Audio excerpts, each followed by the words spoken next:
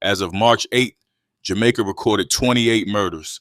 That's 3.5 murders per day in just the first 8 days of the month.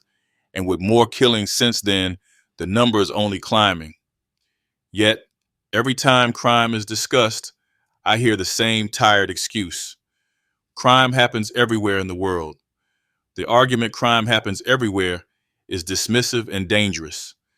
Yes, crime exists globally, but not at the same level or with the same impact.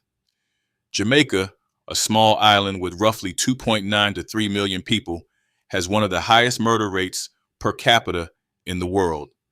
That's not normal. Jamaica's population is already shrinking. Low birth rates, high immigration, and violent deaths mean fewer people in the country. The math is simple.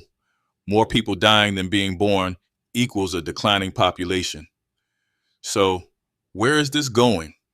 If we continue at this rate, what will Jamaica look like in another 20 years? It doesn't matter if crime isn't in my area. Murder is murder. Every life lost is a blow to the country. The normalization of crime is killing Jamaica just as much as the actual criminals. Until people stop making excuses and start demanding real change, we're only digging a deeper grave.